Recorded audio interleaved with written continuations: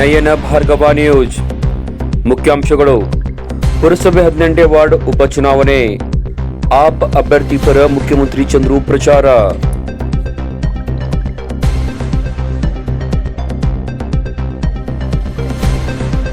ಅಧಿಕಾರಕ್ಕೆ ಜನಸಾಮಾನ್ಯರು ಬರಬೇಕು, ಮುಖ್ಯಮಂತ್ರಿ ಚಂದ್ರು.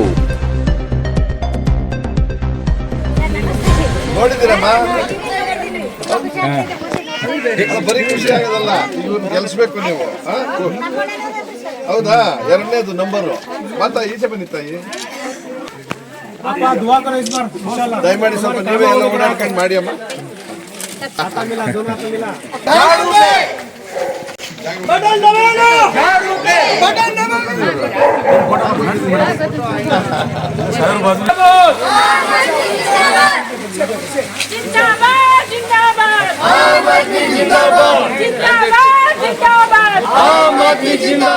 ವಾರ್ತೆಗಳ ವಿವರ. ಜಾತಿ, ಕುಟುಂಬ, ರಾಜಕಾರಣ, ಭ್ರಷ್ಟಾಚಾರಿಗಳನ್ನ ಸಾಮಾನ್ಯ ಜನರ ಪಕ್ಷದ ಸಾಮಾನ್ಯ ಜನರು ಎದುರಿಸಿ ಗೆಲ್ಲಬೇಕಿದೆ ಎಂದು ರಾಜ್ಯ ಆಮ್ ಆದ್ಮಿ ಪಕ್ಷದ ರಾಜ್ಯಾಧ್ಯಕ್ಷ, ಚಿತ್ರನಟ, ಮುಖ್ಯಮಂತ್ರಿ ಚಂದ್ರು ಹೇಳಿದರು. ಅವರು ಸೋಮವಾರ ಮುದ್ದೇಬಿಹಾಳ್ ಪಟ್ಟಣದ 18ನೇ ವಾರ್ಡ್ನ ಸೋಟೆಗಲ್ಲಿಯ ಪುರಸಭೆಯ ಉಪಚುನಾವಣೆಯ ಆಪ್ ಪಕ್ಷದ ಅಭ್ಯರ್ಥಿ ನ್ಯಾಯವಾದಿ ನೂರ್ ಅಹಮದ್ ಶಿವನ್ಗಿ ಪರ ಮನೆ ಮನೆಗೆ ತೆರಳಿ ಮತಯಾಚನೆ ಮಾಡಿ ಮಾಧ್ಯಮಗಳ ಜೊತೆ ಅವರು ಮಾತನಾಡಿದರು. ನಮ್ಮದು ಹಣ ಖರ್ಚು ಮಾಡುವ ಪಕ್ಷವಲ್ಲ, ಬಲಿತ ಜನರನ್ನ ಎದುರಿಸಬೇಕಿದೆ. ಪೊರಕೆ ಗುರುತಿನ ಸಾಮಾನ್ಯ ಪಕ್ಷದ ಅಭ್ಯರ್ಥಿ ಶಿವನ್ಗಿ ವಕೀಲರು ಇಲ್ಲಿನ ವ್ಯವಸ್ಥೆಯಿಂದ ಬೇಸತ್ತು ಆಪ್ ಪಕ್ಷದಿಂದ ಸ್ಪರ್ಧಿಸಿ ವಾರ್ಡ್ಗೆ ಬೇಕಾದಂತಹ ಮೂಲಭೂತ ಸೌಕರ್ಯ ಒದಗಿಸುವ ಸಂಕಲ್ಪವನ್ನ ಹೊಂದಿದ್ದಾರೆ. ಜೆಸಿಬಿ ಎಂಬ 3 ಪಕ್ಷಗಳು ಭ್ರಷ್ಟಾಚಾರ, ಕುಟುಂಬ ರಾಜಕೀಯ ಮಾಡುತ್ತಿದ್ದಾರೆ. ಇಂತಹ ವ್ಯವಸ್ಥೆ ಬದಲಾವಣೆ ಮಾಡಲು ಸಿದ್ಧರಾಗಬೇಕು. ನಿಮ್ಮಲ್ಲಿಯ ಜನಸಾಮಾನ್ಯರಾದ ಶಿವನ್ಗಿಯನ್ನ ಆಯ್ಕೆ ಮಾಡಬೇಕಿದೆ ಎಂದರು.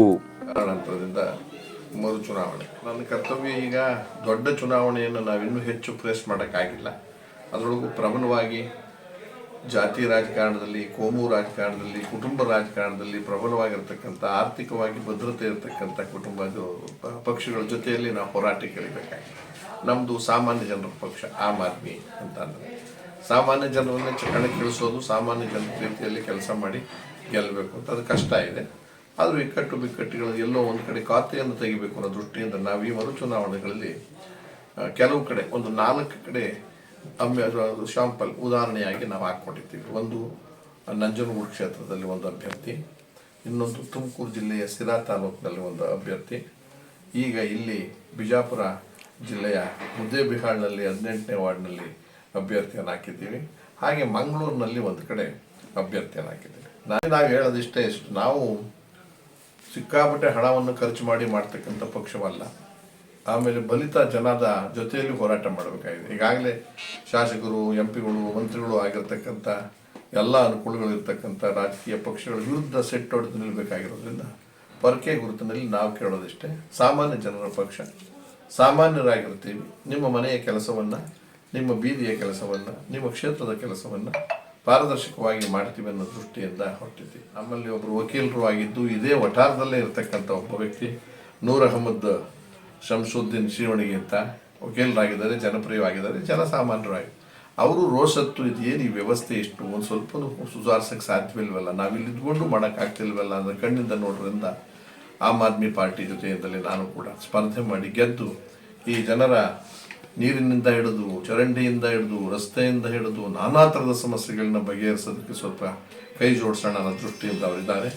ಆ ದೃಷ್ಟಿಯಿಂದ ನಾನು ಕೂಡ ರಾಜ್ಯದ ಅಧ್ಯಕ್ಷನಾದರೂ ಕೂಡ ಯಾವುದೇ ಚುನಾವಣೆಯೂ ಕೂಡ ಅದಕ್ಕೆ ಸ್ಥಾನಮಾನ ಇದ್ದೇ ಇರುತ್ತೆ ಅನ್ನೋ ದೃಷ್ಟಿಯಿಂದ ನಾನೇ ಬಂದಿದ್ದೇನೆ. ಸ್ವಲ್ಪ ಕೈ ಮುಗಿದು ಬದಲಾವಣೆ ತನ್ನಿ, ಪರ್ಯಾಯ ತನ್ನಿ, ಸಾಕು. 75 ವರ್ಷದಿಂದ ಆಳ್ವಿಕೆ ಮಾಡಿರ್ತಕ್ಕಂಥ JCB ಅಂತ ಏನು ಕರಿತಿದ್ದೀವಿ, ಜನತಾ ಪಾರ್ಟಿ, ಕಾಂಗ್ರೆಸ್ಸು ಮತ್ತು ಭಾರತೀಯ ಜನತಾ ದಳ 3 ಕೂಡ ಎಲ್ಲರೂ ಕೂಡ ಒಂದಲ್ಲ ಒಂದು ರೀತಿಯಲ್ಲಿ ಭ್ರಷ್ಟಾಚಾರಿಗಳು, ಲೂಟಿಕೋರರು, ಖಜಾನೆ ಕದ್ದಿರ್ತಕ್ಕಂಥವ್ರು ಮತ್ತು ಸರ್ವಾಧಿಕಾರದ ಧೋರಣೆ, ಕುಟುಂಬ ರಾಜಕಾರಣ. ಇವು ಬೇಸರ ಆಗಲ್ವ ನಿಮಗೆ? ಯಾಕೆ ಬದಲಾಯಿಸಬಾರ್ದು? ನಿಮ್ಮಲ್ಲೇ ಯಾರನ್ನಾದ್ರೂ ಒಬ್ಬರನ್ನ ಪ್ರತಿನಿಧಿ ಯಾಕೆ ಮಾಡ್ಕೋಬಾರ್ದು? ಅಂದರೆ ನಿಮ್ಮಲ್ಲೇ ಯಾರೋ ಒಬ್ಬರು ಡಾಕ್ಟ್ರು ಆಗ್ಬೋದು, ಇಂಜಿನಿಯರು ಆಗ್ಬೋದು, IAS ಆಗ್ಬೋದು ಗೊತ್ತಿದ್ದು ಕೂಡ ಅಪ್ಪಾಕಿದ್ದಾರಂತ ಅವ್ರನ್ನ ಯಾತಕ್ಕೆ ಮಾಡ್ತಾ ಇದ್ದಾರೆ? ಬದಲಾಯಿಸೋ ವ್ಯಕ್ತಿ, ಸಜ್ಜನಿಕೆ ಇರ್ತಕ್ಕಂಥ ವ್ಯಕ್ತಿ ಮತ್ತು ಅದೇ ಜನಾಂಗದ ಜೊತೆಯಲ್ಲೇ ಮನೆ ಇಟ್ಕೊಂಡಿರ್ತಕ್ಕಂಥ ವ್ಯಕ್ತಿ.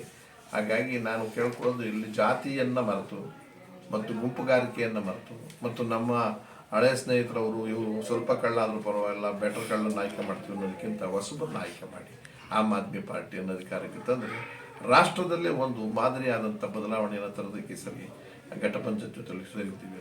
ಇವರನ್ನು ಈ ಸರಿ ಗೆಲ್ಲಿಸಿದ್ರೆ ಒಂದು ದಾರಿ ಆಗುತ್ತೆ, ಒಂದು ದಿಕ್ಸೂಚಿ ಆಗುತ್ತೆ. ಕರ್ನಾಟಕ ರಾಜ್ಯದಲ್ಲಿ 3 ಪಾರ್ಟಿಯನ್ನು ಬಿಟ್ಟು ನಾವು ಬೇರೆ ಪರ್ಯಾಯ ಮಾಡಬೇಕು. ಮತ್ತು ಅದೆಲ್ಲಕ್ಕಿಂತ ಯಾರ ಮನೆಯ ವ್ಯಕ್ತಿಯೂ ಕೂಡ ಏನು ಬೇಕಾದರೂ ಆಗ್ಬೋದು, ಸಾಮಾನ್ಯನು ಬಡವನು ಅನ್ನೋದನ್ನು ತೋರಿಸ್ಕೊಡ್ಬೇಕಾಗಿದೆ. ಅದು ನಮ್ಮ ರಾಜ್ಯದಲ್ಲಿ ಮುಖ್ಯಮಂತ್ರಿ ಸಿದ್ದರಾಮಯ್ಯ ನೇತೃತ್ವದ ಕಾಂಗ್ರೆಸ್ ಸರ್ಕಾರ ಜಾರಿಗೊಳಿಸಿರುವ ಗ್ಯಾರಂಟಿ ಉಚಿತ ಯೋಜನೆಗಳು ಆಮ್ ಆದ್ಮಿ ಪಕ್ಷವು ದೆಹಲಿಯಲ್ಲಿ ಜಾರಿಗೊಳಿಸಿರುವ ಯೋಜನೆಗಳ ಕಾಪಿಯಾಗಿದೆ. ಅವರು ನಮ್ಮಿಂದ ಕದ್ದ ಮಾಲನ್ನ ಇಟ್ಟುಕೊಂಡು ಅನುಷ್ಠಾನಗೊಳಿಸುತ್ತಿದ್ದಾರೆ ಎಂದು ಮುಖ್ಯಮಂತ್ರಿ ಚಂದ್ರು ಕಾಂಗ್ರೆಸ್ ಪಕ್ಷವನ್ನ ಲೇವಡಿ ಮಾಡಿದರು. ಈಗ ಉಚಿತ ಯೋಜನೆ ಜಾರಿಗೊಳಿಸಿರುವ ಮುಖ್ಯಮಂತ್ರಿ ಸಿದ್ದರಾಮಯ್ಯ 5 ವರ್ಷದ ಹಿಂದೆಯೂ ಮುಖ್ಯಮಂತ್ರಿಯಾಗಿದ್ದರು. ಆವಾಗ ನೀರು, ಅಕ್ಕಿ, ವಿದ್ಯುತ್ ಸಮಸ್ಯೆ ಇರುವುದು ಅವರಿಗೆ ಗೊತ್ತಿರಲಿಲ್ಲವೇ? 5 ವರ್ಷದ ಹಿಂದೆ ಇದನ್ನೇಕೆ ಜಾರಿಗೊಳಿಸಲಿಲ್ಲ? ಚುನಾವಣೆಗೋಸ್ಕರ ಇದನ್ನ ಮಾಡಿದ್ದಾರೆ ಎಂದು ಅವರು ಟೀಕೆ ಮಾಡಿದರು. ಬಿಜೆಪಿಯ ದುರಾಡಳಿತವನ್ನ ಬೇಸತ್ತು JDSನವರ ಕುಟುಂಬ ರಾಜಕಾರಣಕ್ಕೆ ಧಿಕ್ಕಾರವನ್ನು ಮಾಡಿ ಒಟ್ಟಾರೆ ಎಲ್ಲೋ ಒಂದು ಕಡೆ ಆಮ್ ಆದ್ಮಿ ಪಾರ್ಟಿಗೆ ಮತಗಳನ್ನು ನಾವು ಹಾಕಿದ್ರೆ ಚಿದ್ರೊಡೆದು ಮತ್ತೆ ಬಿಜೆಪಿ ಅಧಿಕಾರಕ್ಕೆ ಬರುತ್ತೆ ಅನ್ನುವ ಗುಮಾನಿಗೋಸ್ಕರವಾಗಿ ಸಂಘಟಿತರಾಗಿ ಅದನ್ನು ಒಟ್ಟಾಗಿ ಗೆಲ್ತಾರೆ. ಇದು ನಿಮಗೂ ಗೊತ್ತಿದೆ. ಯಾಕೆ ಅಂತ ಹೇಳ್ತೀನಿ, ಫ್ರೀ ಹೇಳಿದ್ರಲ್ಲ ಇವಾಗ ಕಾಂಗ್ರೆಸ್ನವರು 5 ವರ್ಷಗಳಿಂದ ಯಾರು ಆಳ್ತಿ ಇತ್ತು? ಇದೇ ಸಿದ್ದರಾಮಯ್ಯನವರು 5 ವರ್ಷ ಇದ್ರಲ್ಲ, ಅವತ್ತು ಗೊತ್ತಾಗ್ಲಿಲ್ವಾ ನೀರಿನ ಕಷ್ಟ ಇದೆ, ಕರೆಂಟಿನ ಕಷ್ಟ ಇದೆ, ಅಕ್ಕಿ ತೊಂದರೆ ಇದೆ, ಇವೆಲ್ಲವೂ ಗೊತ್ತಿತ್ತಲ್ಲ. ಇವತ್ತು ಚುನಾವಣೆಗೋಸ್ಕರ ಮಾಡಿದಾಗ ಅದು ಅನುಷ್ಠಾನಕ್ಕೆ ತರೋದಿಲ್ಲ. ಲೋಕಸಭೆ ಚುನಾವಣೆಯಲ್ಲಿ ಬಿಜೆಪಿ ಪಕ್ಷ ಸೋಲಿಸಲು 28 ಪಕ್ಷಗಳು ಕೈಜೋಡಿಸಿದ್ದು, ಅದರಲ್ಲಿ ಆ ಪಕ್ಷ ಸಹ ಬೆಂಬಲಿಸಿದ್ದು, ಸ್ಥಳೀಯ ಚುನಾವಣೆಯಲ್ಲಿ ಹೊಂದಾಣಿಕೆಯ ಪ್ರಶ್ನೆಯೇ ಇಲ್ಲ ಎಂದ ಮುಖ್ಯಮಂತ್ರಿ ಚಂದ್ರು ಅವರು, ರಾಜ್ಯ ಕಾಂಗ್ರೆಸ್ ಸರ್ಕಾರ ಇಲ್ಲಿ ವಿದ್ಯುತ್ ಮಹಿಳೆಯರಿಗೆ ಉಚಿತ ಬಸ್ ಬಿಟ್ಟರೆ ಮಹಿಳೆಯರ ಅಕೌಂಟ್ಗೆ ಇನ್ನೂ 2,000 ರೂಪಾಯಿ ಜಮೆ ಸರಿಯಾಗಿ ಮಾಡುತ್ತಿಲ್ಲ. ಮುಖ್ಯವಾಗಿ ರೈತರಿಗೆ ಉಚಿತ ವಿದ್ಯುತ್ ಪೂರೈಕೆ, ರೈತರಿಗೆ ಬೆಂಬಲ ಬೆಲೆ, ಕಬ್ಬು ಬೆಳೆಗಾರರ ತೊಂದರೆ ಸಹ ಹಾಗೆ ಇದೆ. ಎಲ್ಲಿಯವರೆಗೆ ಎಲ್ಲರಿಗೂ ಉಚಿತ ಶಿಕ್ಷಣ, ಉಚಿತ ಆಸ್ಪತ್ರೆ ಸೇವೆ ನೀಡುವವರೆಗೆ ರಾಜ್ಯ ಉದ್ಧಾರವಾಗುವುದಿಲ್ಲವೆಂದು ಮಾರ್ಮಿಕವಾಗಿ ಮುಖ್ಯಮಂತ್ರಿ ಚಂದ್ರು ಈ ವೇಳೆ ಹೇಳಿದರು. ಆಮ್ ಆದ್ಮಿ ಪಕ್ಷದ ಪುರಸಭೆಯ ಅಭ್ಯರ್ಥಿ ನೂರ್ ಅಹಮದ್ ಶಿವನ್ಗಿ, ನಮ್ಮ ಬಡಾವಣೆಯಲ್ಲಿ ಇಲ್ಲಿಯವರೆಗೆ ಗೆದ್ದು ಬಂದಂತವರು ಯಾವುದೇ ಅಭಿವೃದ್ಧಿ ಕೆಲಸಗಳನ್ನು ಮಾಡಿಲ್ಲ. ಇವತ್ತಿಗೂ ಮಹಿಳೆಯರು ಬಯಲು ಶೌಚಕ್ಕೆ ಹೋಗುತ್ತಾರೆ. ಕುಡಿಯುವ ನೀರಿನ ಸೌಕರ್ಯ, ಒಳ್ಳೆಯ ರಸ್ತೆ ಇಲ್ಲ. ಇದನ್ನೆಲ್ಲ ನೋಡಿ ಬೇಸತ್ತು ಇಂದು ನಾನು ಆಮ್ ಆದ್ಮಿ ಪಕ್ಷದಿಂದ ಸ್ಪರ್ಧೆ ಮಾಡಿದ್ದು, ನಮ್ಮ ಬಡಾವಣೆಗೆ ಬೇಕಾದಂತಹ ಎಲ್ಲ ಸೌಕರ್ಯಗಳನ್ನು ಆರಿಸಿ ಬಂದ ಕೆಲವೇ ದಿನಗಳಲ್ಲಿ ಈಡೇರಿಸುತ್ತೇನೆ. ಜನರು ನನ್ನನ್ನು ಆರಿಸಿ ತರುತ್ತಾರೆ ಎಂಬ ನಂಬಿಕೆ ನನಗಿದೆ ಎಂದರು. ನಮ್ಮ ವಾರ್ಡಿಗೆ ಸಂಬಂಧಪಟ್ಟಂತೆ ಪ್ರತಿಯೊಬ್ಬರ ಜೊತೆಯಲ್ಲೂ ಏನದ ಇಲೆಕ್ಷನ್ಗಾಗಿ ನಾನು ಓಡಾಟ ಮಾಡಿರ್ತೇನೆ. ಬಟ್ ಯಾರ್ಯಾರು ಇವತ್ತಿನವರೆಗೆ ಗೆದ್ದು ಬಂದಿದ್ದಾರ, ಇವತ್ತಿನವರೆಗೆ ಯಾವುದೇ ರೀತಿಯಿಂದ ಯಾವುದೇ ಕಾರ್ಯ ಮಾಡಿಲ್ಲ. ಅದಕ್ಕೆ ಈ ಓಣಿನೇ ಉದಾಹರಣೆಯಾಗಿದೆ. ನೋಡಿ, ಈ ಒಂದು ಓಣಿಯಲ್ಲಿ ಏನಿದೆ ಅಂದ್ರೆ ಬಯಲು ಶೌಚಾಲಯಕ್ಕಾಗಿ ಒಂದು ಉದಾಹರಣೆ ಇದೆ. ಪೂರ್ತಿ ದಾರಿ ತುಂಬ ಅಲ್ಲೇ ಮಾಡ್ತಾರೆ. ಮತ್ತು ಇನ್ನೊಂದು ಏನಪ್ಪಾ ಅಂತಂದ್ರೆ ನೀರಿನ ಸೌಕರ್ಯ ಕೂಡ ಯಾವುದೇ ರೀತಿಯಿಂದಿಲ್ಲ. ನಳ ಮಾತ್ರ ಬಂದಾಗ ಮಾತ್ರ ಈ ಓಣಿಗೆ ನೀರಿನ ಸೌಕರ್ಯ ಬರ್ತದೆ, ಬೇರೆ ಯಾವುದೇ ರೀತಿಯಿಂದಿಲ್ಲ. ಅದು ಯಾವುದು ಹೊಳೆ ನೀರು, ಕುಡಿಯೋ ನೀರು ಅನ್ನೋದಕ್ಕೆ ಅದು ಕೂಡ ಏನಂದ್ರೆ ಓಣಿಯವರು ಹೋಗಿ ಅವ್ರಿಗೆ ಹೇಳಿದಾಗ ಮಾತ್ರ ವಾರಕ್ಕೆ 8 ದಿವಸಕ್ಕೆ 1 ಸಲ ನೀರು ಬಿಡ್ತಾರೆ. ಅದನ್ನು ಕೂಡ ಇವತ್ತಿನವರೆಗೆ ಈ ಓಣಿಯಲ್ಲಿ ಯಾವುದೇ ಸೌಕರ್ಯ ಸಿಕ್ಕಿಲ್ಲ. ಮೂರನೇದಾಗಿ ಈ ಏರಿಯಾ ಹೆಂಗಿದ್ದಪ್ಪ ಅಂತಂದ್ರೆ ಒಂದು ಗುಡ್ಡದ ಏರಿಯಾ. ಅಲ್ಲಿ ಯಾವ ರೀತಿ ಈ ನಳದ ನೀರು ಪೈಪ್ ಹಾಕಿದಾರಪ್ಪ ಅಂದ್ರೆ ಮೇಲೆ ರೋಡಿನ ಮೇಲೆ ಹಾಕಿದ್ದಾರೆ. ಅಲ್ಲಿ ಯಾವುದೇ ವ್ಯಕ್ತಿ ನಡೆದಾಡಲು ಕೂಡ ಸಾಧ್ಯ ಇಲ್ಲ. ಆ ರೀತಿ ಏನದ ನೀರಿನ ಪೈಪ್ ಹಾಕಿದ್ದಾರೆ. ಭೂಮಿಯಲ್ಲಿ ಹಾಕಿ ನೀರು ಬರುವ ಒಂದು ಏನು ತೊಟ್ಟಿ ಇರ್ತಲ್ಲ, ಆ ತೊಟ್ಟಿ ಅಷ್ಟೇ ಕನೆಕ್ಷನ್ ಕೊಟ್ಟರೆ ಪ್ರತಿಯೊಬ್ಬರ ಮನೆಗೂ ಏನದ ಅಡ್ಡಾಡ್ಲಿಕ್ಕೆ ಆಗಲಿ ಯಾವುದೇ ರೀತಿ ಆಗಲಿ ಗುಡ್ಡಗಾಡ ಪ್ರದೇಶ ಆಗಿರೋದ್ರಿಂದ ಮೇಲ್ಗಡೆ ಹಾಕಿದ್ದಾರೆ, ಅನಿವಾರ್ಯ ಅದು. ಬಟ್ ಅನಿವಾರ್ಯ ಅಂದ್ರೆ ಅಲ್ಲಿ ನಿಮ್ಗೆಲ್ಲ ಒಳಗ್ ಕೂಡ ಹಾಕ್ಲಿಕ್ಕೆ ಬರಬಹುದು, ಅವಕಾಶ ಇದೆ. ಅದನ್ನ ಇವತ್ತಿನವರೆಗೆ 40 ವರ್ಷದಿಂದ ಜನರು ಇಲ್ಲಿ ಕೇಳಿದ್ರು ಯಾರು ಇನ್ನೂ ಏನು ಡೆವಲಪ್ ಮಾಡಿಲ್ಲ. ಬೇರೆ ಈ TMC ಅಂದ್ರೆ ತಾಲೂಕಾ ಮುನ್ಸಿಪಲ್ ಕಾರ್ಪೊರೇಷನ್ಗೆ ಸಂಬಂಧಪಟ್ಟಂತೆ ಈ ವಾರ್ಡಿನಲ್ಲಿ ಏನೇನು ಸವಲತ್ತುಗಳು ಈ ವಾರ್ಡಿನ ಜನರಿಗೆ ಬೇಕಾಗಿದೆ ಅವುಗಳು ಇವತ್ತಿನವರೆಗೆ ಯಾವುದೇ ಮೆಂಬರ್, ಯಾವುದೇ ಸದಸ್ಯ ಆರಿಸಿ ಬಂದನು ಮಾಡಿಲ್ಲ. ಆ ಕಾರಣಕ್ಕಾಗಿ ನಾನು ಬೇಸತ್ತು ಇವತ್ತಿನವರೆಗೆ ಏನದ ರಾಜಕೀಯದಲ್ಲಿ ಹಿಡಿದೇ ಇದ್ರು, ಕೇವಲ ನನ್ನ ವಕೀಲ ವೃತ್ತಿಯಲ್ಲೇ ನಾನು ಮುಂದುವರೆದಿದ್ದೆ. ಬಟ್ ಇದನ್ನೆಲ್ಲ ಬೇಸತ್ತು ಇವತ್ತು ಆಮ್ ಆದ್ಮಿ ಪಾರ್ಟಿ ಈ ಪಾರ್ಟಿದಿಂದಲೇ ಈ ಕಾರ್ಯವನ್ನು ಏನದ ಸಂಪೂರ್ಣವಾಗಿ ಮಾಡಬಹುದು ಅನ್ನೋ ಒಂದೇ ಒಂದು ಉದ್ದೇಶಕ್ಕಾಗಿ ನಾನು ಮಾತ್ರ ಈ ವಾರ್ಡ್ನಲ್ಲಿ ಏನದ ಇಲೆಕ್ಷನ್ಗಾಗಿ ನಿಂತಿದ್ದೇನೆ. ಜನಸ್ಪಂದನೆ ಯಾವ ತರ ಇದೆ ಸರ್? ಜನಸ್ಪಂದನೆ ಕೂಡ ಚೆನ್ನಾಗಿದೆ. ಗೆಲ್ತೀರ ಅನ್ನೋ ಒಂದು ಭರವಸೆ ಇದೆ. ಗೆಲ್ತಾನೆ ಅನ್ನೋ ಭರವಸೆ ಕೂಡ ಇದೆ. ಸರ್ ಒಂದು ಒಳ್ಳೆಯ ಶುಭ ಕಾರ್ಯ ಆಗಿರ್ಬೋದು, ಒಂದು ಏನೋ ಅಶುಭ ಕಾರ್ಯ ಆಗಿರ್ಬೋದು, ಒಬ್ರು ಯಾರು ತೀರು ಹೋದರೂ ಸಹ ಒಂದು ಶುಭ ಗೌರವಯುತವಾಗಿ ಅಂತ್ಯ ಸಂಸ್ಕಾರ ಮಾಡಿ ಕರ್ಕೊಂಡು ಹೋಗಲಿರುವಂಥ ಇಕ್ಕಟ್ಟಾದಂಥ ರಸ್ತೆಗಳಲ್ಲಿ ಇದ್ದಾವೆ, ತಾವು ಸಹ ನೋಡಿದ್ದೀರಿ. ಅವುಗಳ ಮುಂಬರುವ ದಿನಗಳು ಯಾವ ಥರ ಪರಿಹಾರ ಮಾಡ್ತೀರಿ? ಅದನ್ನೆಲ್ಲವೂ ಸುಧಾರಣೆ ಮಾಡಬೇಕನ್ನೋದು ನನ್ನ ಒಂದೇ ಉದ್ದೇಶ. ಈ ಜನರಲ್ಲಿ ಯಾವ್ಯಾವುದು ಅವಶ್ಯಕತೆ ಇದೆ ಸವಲತ್ತುಗಳು, ಆ ಎಲ್ಲ ಅವಶ್ಯಕತೆಗಳು ನಾನು ಪೂರೈಸ್ತೀನಿ ಗೆಲ್ ಬಂದ್ರೆ ಅನ್ನೋದು ನನ್ನ ಒಂದೇ ಒಂದು ಶಿವನಿಗೆ ಅವ್ರನ್ನ ಯಾಕೆ ಗೆಲ್ಲಿಸ್ಬೇಕು? ಶಿವಣಿಗೆ ಅವ್ರು ಏನದ ಇವತ್ತಿನವರೆಗೆ ಶಿವಣಿಗೆ ಅವರನ್ನು ಹೊರತುಪಡಿಸಿ ಎಷ್ಟು ಜನ ನಿಂತಿದ್ದಾರೆ, ಅವ್ರು ಯಾವುದೂ ಮಾಡಿಲ್ಲ. ಇವತ್ತು ಶಿವಣಿಗೆ ಅವರು ನಿಂತು ಗೆಲ್ ಬಂದ್ರೆ ಅದನ್ನು ಮಾಡ್ತಾರ ಅನ್ನೋ ಒಂದೇ ಒಂದು ಉದ್ದೇಶಕ್ಕಾಗಿ ಶಿವಣಿಗೆ ಅವ್ರನ್ನ ಗೆಲ್ ತರಿಸ್ಬೇಕಂತ ಒಂದು ನಿಂತಿರ್ತಕ್ಕಂಥವ್ರು ಬಹುತೇಕ ಒಂದು ಸಮಾಜ ಬಿಜೆಪಿಯ ಸಮಾಜ ಬೇರೆ ಸಮಾಜ ಆಗಿದೆ. ಪಿಕ್ನಾದವರನ್ನು ಒಂದೇ ಸಮಾಜದವ್ರು ನಿಂತಿರೋದ್ರಿಂದ ಅದರೊಳಗೆ ಯಾರು ಇತವರು ನಿಮಗೆ ಅನ್ನೋ ಪ್ರಶ್ನೆ ಬಂದಾಗ ಈ ವ್ಯಕ್ತಿಯ ಬಗ್ಗೆ ಅಪಾರವಾದ ಅಭಿಮಾನ ಪ್ರೀತಿ ಬಂದಿದೆ. ಆಮೇಲೆ ಒಂದು 3 ಜನ ಈ ಕ್ಷೇತ್ರದವರೇ ಅಲ್ಲ, ಇಲ್ಲವರೇ ನಿಂತಿಲ್ಲ, ಹೊರಗಡೆಯವರು. ಇನ್ನು ಈ ಕ್ಷೇತ್ರದಲ್ಲಿ ನಿಂತಿರೋರಲ್ಲಿ ಇಬ್ಬರೇನೇನೆ, ಆ ಇಬ್ಬರಲ್ಲಿ ಇವ್ರ ಮೇಲೆ ಹೆಚ್ಚು ಒಲವಿದೆ, ಗೆಲ್ಲುವ ಸಾಧ್ಯತೆಗಳು ನನಗೆ ಕಂಡಿದೆ. ವಾರ್ಡ್ ನಂಬರ್ 18 ಸೋಟೆಗಲ್ಲಿಯ ಮನೆ ಮನೆಗೆ ಆ ಪಕ್ಷದ ರಾಜ್ಯಾಧ್ಯಕ್ಷ ಮುಖ್ಯಮಂತ್ರಿ ಚಂದ್ರು ಪಕ್ಷದ ಅಭ್ಯರ್ಥಿ ಶಿವಣಿಗೆ ಪರ ಮತಯಾಚನೆ ಮಾಡಿ ಪೊರಕೆ ಗುರುತಿಗೆ ಮತ ಹಾಕುವಂತೆ ಜನರಲ್ಲಿ ವಿನಂತಿಸಿಕೊಂಡರು.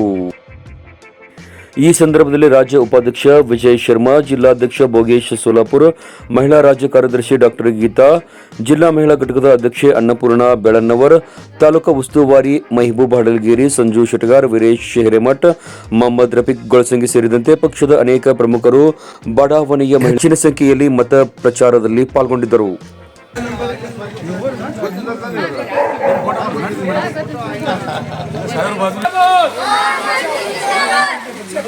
जिंदाबाद जिंदाबाद आम आदमी जिंदाबाद जिंदाबाद जिंदाबाद आम आदमी जिंदाबाद आम आदमी पार्टी के बटन दबाएगा झाड़ू पे बटन दबाएगा झाड़ू पे बटन दबाएगा झाड़ू पे बटन दबाएगा झाड़ू पे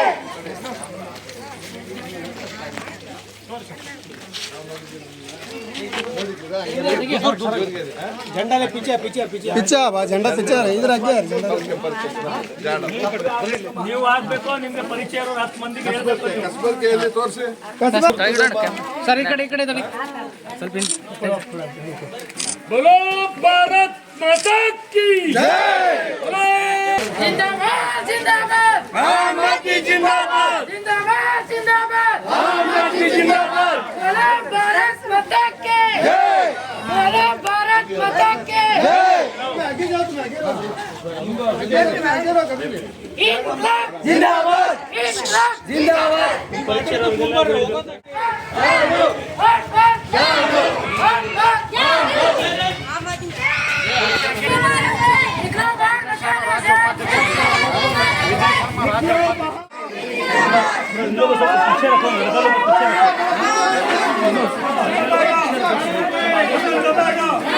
ಬರೀ ಆರಾಮ್ ಬರೀ ಸ್ಕೂಲಾಗ